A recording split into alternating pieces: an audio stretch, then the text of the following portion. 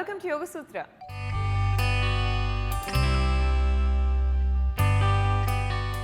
ఇవాళ యోగ సూత్రలో కృష్ణ గారు మనందరికీ ఏ ఆసనం పరిచయం చేయబోతున్నారో చూద్దామా?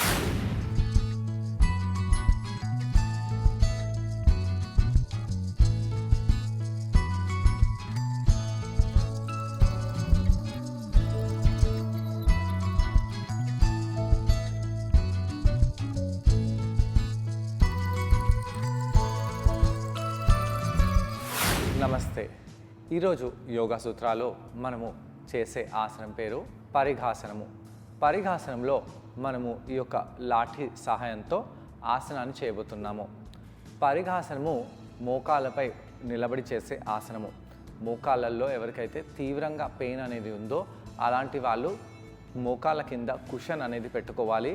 అలానే మోకాళ్ళల్లో చాలా పెయిన్ ఉన్న వాళ్ళు ఈ ఆసనం చేయకుంటే కూడా మంచిది.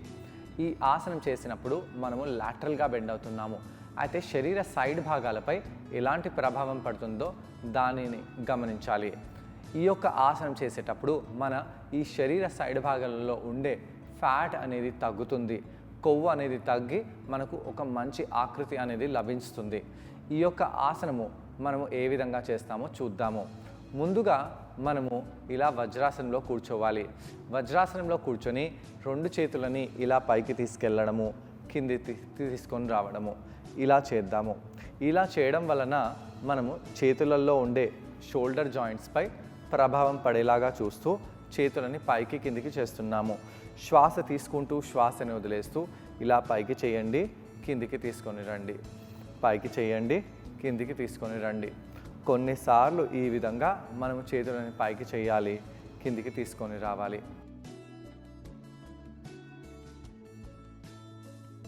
ఇలా చేసి కుడివైపు ఇలా బెండ్ అవుదాము. ఎడమవైపు అదే విధంగా బెండ్ అవ్వాలి. కుడివైపు బెండ్ అవ్వాలి. ఎడమవైపు కూడా బెండ్ అవుదాము. శ్వాస తీసుకుంటూ కుడివైపు బెండ్ అవ్వడము. శ్వాస తీసుకొని వదిలేస్తూ సైడ్కి బెండ్ అవ్వాలి. శ్వాస తీసుకుంటూ పైకి వచ్చేసి వదిలేస్తూ కిందికి వెళ్ళాలి. ఇలా కొన్నిసార్లు మనం చేద్దాము.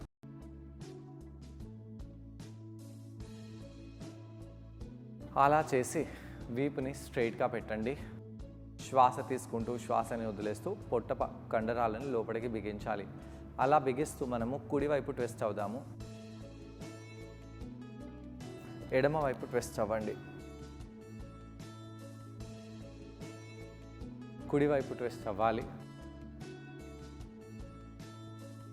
ఎడమవైపు ట్విస్ట్ అవ్వండి. ఇలా కొన్నిసార్లు కుడివైపు, కొన్నిసార్లు ఎడమవైపు ట్విస్ట్ అవుతూ మనం వెన్నుముకని బాగా వార్మప్ చేసుకోవాలి. అలా చేసుకొని మనము మోకాళ్ళపై వచ్చేద్దాము.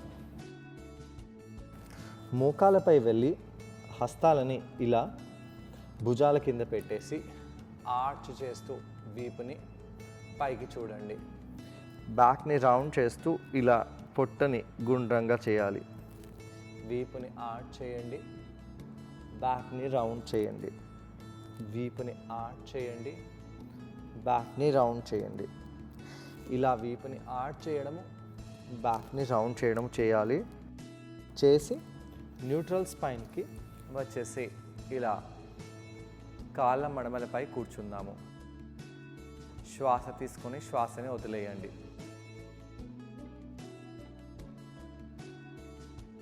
దీని తర్వాత మనము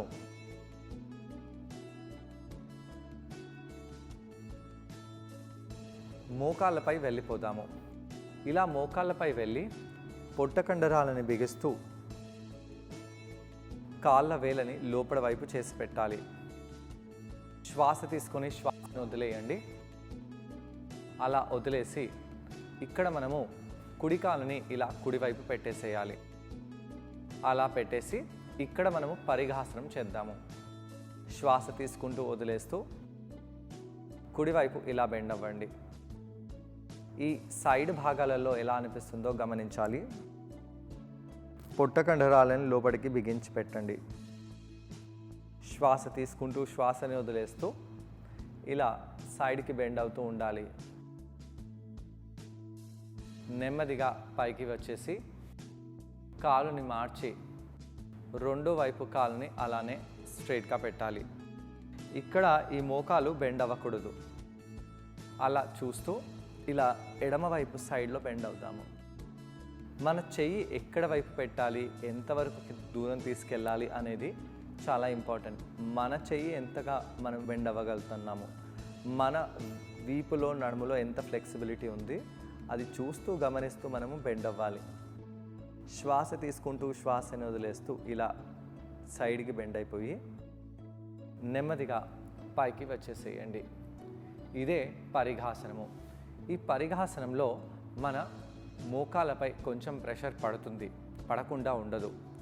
ఇలా చేసే ముందు మనము లాఠీని ఇలా భుజాలపై పెట్టుకోవాలి.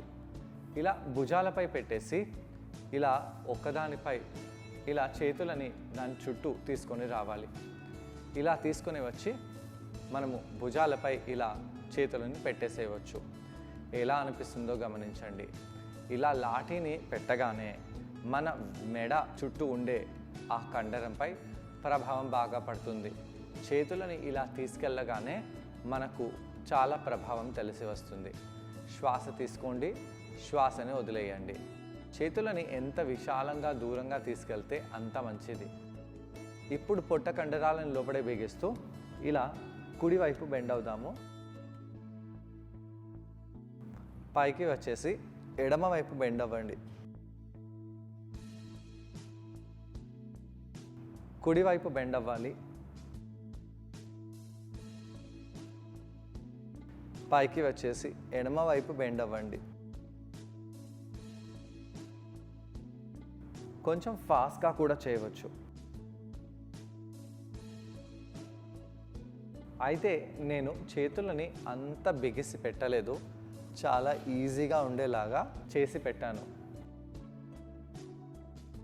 యాక్చువల్గా అయితే ఇలా చుట్టూ తిప్పి కిందికి వెళ్ళాలి. అలా వెళ్ళడము కొంచెం కష్టంగా భావిస్తాము కాబట్టి అవన్నీ చేయటం లేదు. అలా చేసి మనము మోకాళ్ళపై వెళ్ళి పరిఘాసనంలో చేతులని ఇలానే సైడ్కి తీసుకెళ్దాము. పైకి వచ్చేసేయండి. శ్వాస తీసుకొని శ్వాసని వదిలేస్తూ కాళ్ళ వేళ్ళని లోపలి వైపు చేద్దాము. అయితే కష్టంగా ఉండకుండా నేను ఈజీగా ఉండేలాగా కేవలం చేతులని ఇలా తెచ్చి పెడుతున్నాను. బిగినర్స్ ఈ విధంగా చేతులను పెట్టుకోవచ్చు. ఇక్కడ ఇలానే ఉండండి. శ్వాస తీసుకుంటూ శ్వాసని వదిలేస్తూ ఇప్పుడు మనము కుడివైపు బెండ్ అవుదాము. ఇలా కుడివైపు బెండ్ అయినప్పుడు ఇలా కర్రని కింద పెట్టేసి ఇక్కడ ఉండవచ్చు.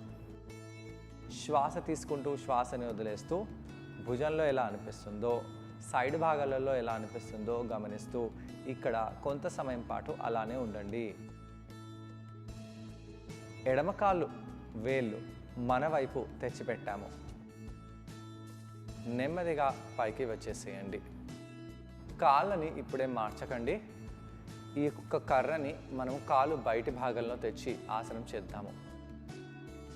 బయటి భాగంలో ఈ కర్రని పెట్టగానే ఈ యొక్క ఆసనము చాలా ఇంటెన్స్గా అయిపోయింది. ఏ విధంగా ఇంటెన్స్గా అయిపోయింది? కాళ్ళ కింది భాగంలో ఉండే కండరంలో స్ట్రెచ్ తీవ్రంగా తెలిసి వస్తుంది. పైకి వచ్చేసి లోపలి వైపు కర్రని పెట్టండి. పైకి వచ్చేసి కర్రని వెనకాల వైపు పెడదాము. పైకి వచ్చేసేయండి. ఈసారి కర్రని కాలు బయటి భాగంలో పెడుతున్నాము. పైకి వచ్చేయండి. ఇవన్నీ చేయడంతో ఏమవుతుంది? ఇవన్నీ చేయడంతో ఈ కాలు కింది భాగంలో అలానే ఈ యొక్క సైడ్ ప్రాంతంలో మనకు స్ట్రెచ్ బాగా తెలిసి వస్తుంది. ఆ యొక్క స్ట్రెచ్ మన సైడ్ భాగంలో ఉండే కొవ్వు పదార్థంపై, తొడ లోపలి భాగంలో ఉండే కండరాలని ఫ్లెక్సిబుల్గా తయారు చేయడానికి బాగా ఉపయోగకరమవుతుంది. ఇప్పుడు రెండో వైపు చేద్దాము. కాలుని ఇలా సైడ్కి తెచ్చిపెట్టండి. ఇలా చేతులని మనము ఈజీగా తెచ్చిపెట్టాలి. శ్వాస తీసుకుంటూ శ్వాసని వదిలేస్తూ కుడి కాళ్ళ వేళ్ళని లోపల వైపు తెచ్చిపెట్టాలి, వెనకాల వైపు తెచ్చిపెట్టకండి. శ్వాస తీసుకోండి, శ్వాసను వదిలేయండి. ఇలా ఎడమ వైపు బెండ్ అవుదాము. చాలామంది వ్యక్తులు బెండ్ అయినప్పుడు ఇలా బెండ్ అవ్వడము, ఇలా బెండ్ అయిపోవడము చేస్తూ ఉంటారు. అలా కాకుండా మనము సైడ్ భాగంలో స్ట్రెచ్ పడేలాగా బెండ్ అవ్వాలి. కర్ర మనకు దాన్నే నేర్పిస్తుంది, ఏంటి, సైడ్ భాగంలో స్ట్రెచ్ ఎక్కువ పడేలాగా. ఇలా ఎడమవైపు బెండ్ అయినప్పుడు కర్రని కిందికి పెట్టేసి ఇలా భుజాలని చేసి సైడ్ భాగంలో ఎలా అనిపిస్తుందో గమనించాలి. శ్వాస తీసుకోండి, శ్వాసను వదిలేయండి, పైకి వచ్చేయండి. చాలామంది వ్యక్తులు ఈ ఆసనం చేసేటప్పుడు ఇలా టీషర్ట్ని కిందికి చేస్తూ ఉంటారు. అలా చేయడంతో మీకు ఏమీ లాభం కాదు. ఇలా సైడ్కి బెండ్ అయినప్పుడు టీషర్ట్ పైకి వచ్చేస్తుంది. అలా ఆసనం నుంచి బయటికి రాకుండా ఆసనంపై ఫోకస్ పెట్టి ఇలా కర్రని వెనకాల వైపు తీసుకెళ్ళి రెండో వైపు వెళ్దాము. రెండో వైపు వెళ్ళినప్పుడు ఎలా అనిపిస్తుందో గమనించండి. ఇలా ఎడమ వైపు బెండ్ అయినప్పుడు కుడివైపు స్ట్రెచ్ బాగా తెలిసి వస్తుంది, ఎడమ కాలు కింది భాగంలో స్ట్రెచ్ తెలిసి వస్తుంది. పైకి వచ్చేసేయండి, శ్వాస తీసుకోండి, శ్వాసని వదిలేయండి. ఈసారి ఈ లాఠీని మనము పాదం యొక్క బయటి భాగంలో తెచ్చిపెట్టాలి. ఇలా తెచ్చిపెట్టి ఇక్కడ ఉండండి. శ్వాస తీసుకోండి, వదిలేయండి, నెమ్మదిగా పైకి వచ్చేసేయండి. అలా చేసి ఆసనం చేసి మనము మోకాలపై వెళ్ళి ఇలా ఉండి దాని తర్వాత కూర్చుందాము. ఈ యొక్క ఆసనంలో మనము ఎక్కువ సమయం పాటు ఉండగలిగే ఛాన్స్ కూడా ఉంది. లాఠీని ఎప్పుడైతే యూస్ చేస్తామో సైడ్కి బెండ్ అయిపోయి అక్కడ ఎక్కువ సమయం పాటు ఉండవచ్చు. అయితే అలా ఉన్నప్పుడు మన మోకాలపై ప్రభావం బాగా పడుతుంది కాబట్టి ఈ మ్యాట్ని లావుగా ఉండేది తెచ్చుకోండి, లేదా మోకాల కింద ఏదైనా బెడ్షీట్ని పెట్టడము, లేదా నీ ప్యాడ్స్ దొరుకుతున్నాయి, నీ ప్యాడ్స్ని వాడండి. ఈ ఆసనాన్ని ట్రై చేయడానికి కృష్ణ గారితో పాటు నేను కూడా జాయిన్ అవబోతున్నాను. మా ఇద్దరిని చూసి ఈ ఆసనాన్ని మీరు కూడా ట్రై చేసేయండి. నమస్తే. ఈరోజు యోగా సూత్రాలు చేసే ఆసనం పేరు పరిఘాసనము. పరిఘాసనం అంటే గేట్ పాస్చర్. ద్వారం లాగా మన శరీర భాగాన్ని పెట్టేసి పై భాగాన్ని మనము సైడ్లో ట్విస్ట్ చేస్తున్నాము. ఈ పరిఘాసనము మన సైడ్ భాగాలలో ఉండే కొవ్వు పదార్థాన్ని తగ్గించడానికి, మనని ఒక మంచి ఆకృతిలో తీసుకొని రావడానికి చాలా ఉపయోగకరము. పరిఘాసనము మోకాలపై చేస్తాము కాబట్టి మోకాల నొప్పులు ఉన్నవాళ్ళు ఈ ఆసనం చేసేటప్పుడు చాలా చాలా చాలా జాగ్రత్తగా ఉండాలి. వెయిట్ అంతా మోకాళ్ళపై ఉండడం వలన ఈ యొక్క ఆసనం చేయకుండా ఉండడం కూడా కొన్ని సందర్భాలలో మంచిది. ముందుగా మనము వజ్రాసనంలో కూర్చోవాలి. వజ్రాసనంలో కూర్చొని వీపుని నిటారుగా చేయండి. వీపుని నిటారుగా చేసి చేతులని ఇలా సైడ్ పెట్టేసి నమస్కారంలో పైకి తీసుకెళ్ళండి, కిందికి తీసుకొని రండి. శ్వాస తీసుకుంటూ శ్వాసని వదిలేస్తూ చేతులని పైకి తీసుకొని వెళ్ళడము, కిందికి తీసుకొని రావడం చేస్తూ ఉండాలి. ఇలా కొన్నిసార్లు మనం పైకి కిందికి చేయాలి. ఇప్పుడు మనం చేతులని కింద పెట్టేసి సైడ్ టు సైడ్ బెండ్ అవుదాము. కుడివైపు బెండ్ అవ్వండి, ఎడమవైపు బెండ్ అవ్వాలి. శ్వాస తీసుకుంటూ పైకి వచ్చేసి శ్వాసని వదిలేస్తూ మనము ఒక సైడ్ బెండ్ అవుతే మంచిది.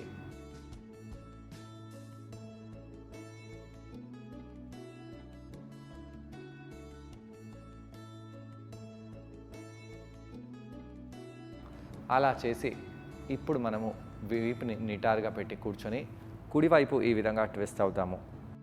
ట్విస్ట్ అయినప్పుడు పొట్ట కండరాలను లోపలికి బిగించుకోవాలి. వీపుని నిటారుగా పెట్టండి. నెమ్మదిగా సెంటర్కి వచ్చేసి రెండో వైపు అదే విధంగా ట్విస్ట్ అవ్వండి.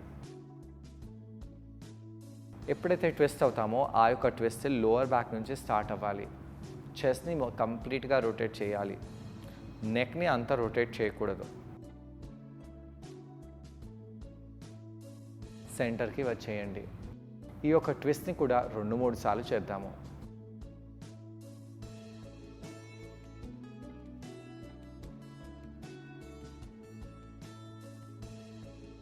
దాని తర్వాత సెంటర్కి వచ్చేసేయండి. ఇప్పుడు మనము కాళ్ళని సూటిగా చేద్దాము. కాళ్ళని కొద్దిగా ఆడించండి. ఆడించి పాదాలని చాలా దూరంగా చేయండి, దగ్గరగా తీసుకొని వచ్చేయండి. ఇలా చేసి ఇన్నర్ థైస్లో ఫ్లెక్సిబిలిటీని పెంచుకోవాలి.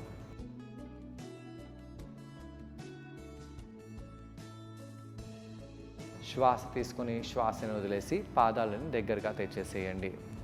ఈసారి మనము మోకాలపై వెళ్ళిపోతాము. మోకాలపై వెళ్ళి వీపుని మార్జరీ ఆసనంలో ఆర్చ్ చేద్దాము, బ్యాక్ని రౌండ్ చేద్దాము. శ్వాస తీసుకుంటూ వీపుని ఆర్చ్ చేయండి, బ్యాక్ని రౌండ్ చేయండి, ఆర్చ్ చేయండి, బ్యాక్ని రౌండ్ చేయండి.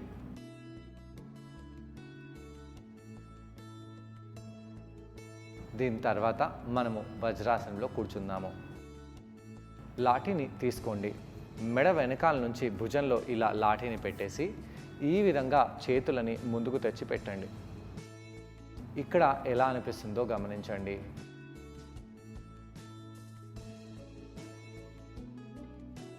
కొంత సమయం పాటు ఇక్కడ అలానే ఉండండి. చేతులని మరీ కిందికి తీసుకొని రాకూడదు. బిగినర్స్ ఈ విధంగా చేయాలి.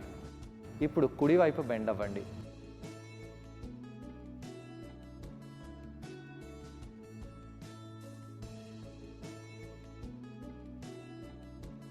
సెంటర్కి వచ్చేసి రెండో వైపు చేద్దాము.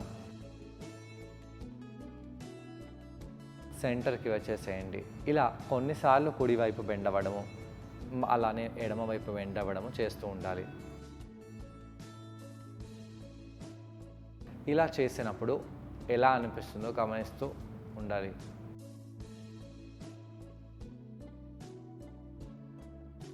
శ్వాస తీసుకోండి, వదిలేస్తూ కిందికి వచ్చేయండి. ఇలా చేసి మనము నెమ్మదిగా మోకాళ్ళపై వెళ్ళిపోతాము. మోకాళ్ళపై వెళ్ళిపోయి కర్రని మన దగ్గరగా తెచ్చిపెట్టుకోవాలి. ఇప్పుడు కుడి పాదాన్ని కుడివైపు చేద్దాము. కాళ్ళ వేళ్ళని మన వైపు లాగి పెట్టండి. శ్వాస తీసుకుంటూ శ్వాసని వదిలేస్తూ ఆ కర్రని చేతులతో పట్టుకోవాలి. కర్రని మన భుజాల దగ్గర వెనకాల తెచ్చిపెట్టండి. చేతులని ఆ కర్ర చుట్టూ తెచ్చిపెట్టండి. వీపుని నిటారుగా పెట్టండి. నెమ్మదిగా మనము కుడివైపు బెండ్ అవుతాము. ఇలా కుడివైపు బెండ్ అయినప్పుడు ఎలా అనిపిస్తుందో గమనించండి. పైకి వచ్చేసేయాలి. ఈసారి కిందికి వెళ్ళండి. నెమ్మదిగా పైకి వచ్చేసేయండి. అయితే ఇక్కడ శ్వాస తీసుకొని మళ్ళీ కిందికి వెళ్ళండి. వెళ్ళినప్పుడు ఆ కర్రని మనము కాలు వెనకాల భాగంలో తెచ్చిపెట్టి మ్యాట్పై కింద ప్రెస్ చేయాలి.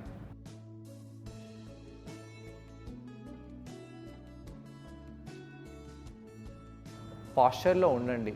ఎలా అనిపిస్తుందో గమనించండి. నెమ్మదిగా పైకి వచ్చేసేయాలి.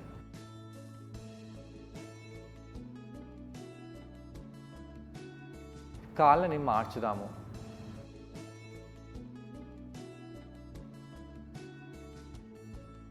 నెమ్మదిగా శ్వాస తీసుకొని వదిలేస్తూ సైడ్కి బెండ్ అవ్వండి.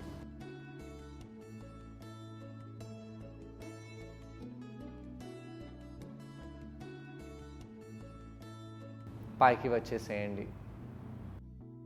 కర్ర ముందు భాగాన్ని యాంకిల్ లోపలి భాగంలో తెచ్చిపెట్టండి. చూసారు కదండి, ఈ ఆసనం పేరు పరిఘాసనం. ఈ ఆసనాన్ని మనం స్టిక్ సహాయంతో చేసాం. ఈ ఆసనం చేయడం వలన శరీర సైడ్ భాగాలపై చాలా తీవ్రమైన ప్రభావం పడుతుంది. శరీర సైడ్ భాగంలో ఉన్న మజిల్స్ అన్నీ కూడా బాగా టోన్ అవుతాయి. ఫ్యాట్ కూడా బాగా బర్న్ అవుతుంది. నడుం భాగానికి కూడా చాలా మేలు చేస్తుంది. అలాగే తొడ లోపలి భాగంలో ఉన్న కండరాలపై మంచి ప్రభావం పడుతుంది. వీటన్నిటితో పాటు చేతుల కండరాలకు, భుజాల కండరాలకు ఈ ఆసనం చాలా మేలు చేస్తుంది. పైకి వచ్చేసి వీపు నిటారుగా చేసి మళ్ళీ సైడ్లో బెండ్ అవుదాము.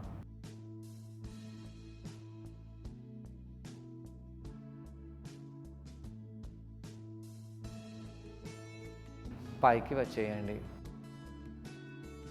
నెమ్మదిగా కర్రను తీసేసి వజ్రాసనంలో కూర్చుందాము.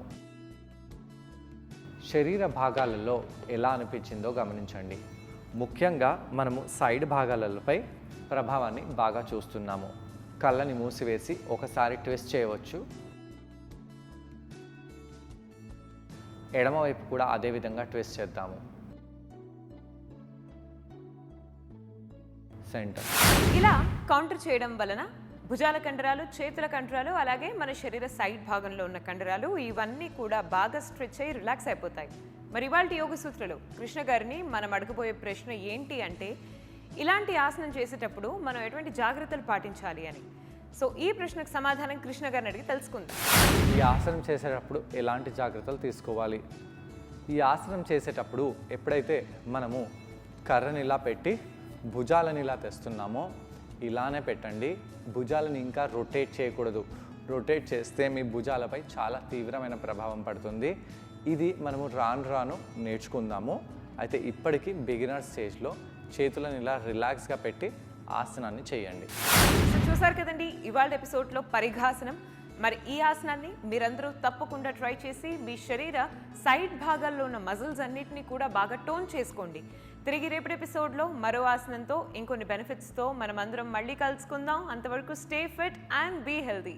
బాయ్.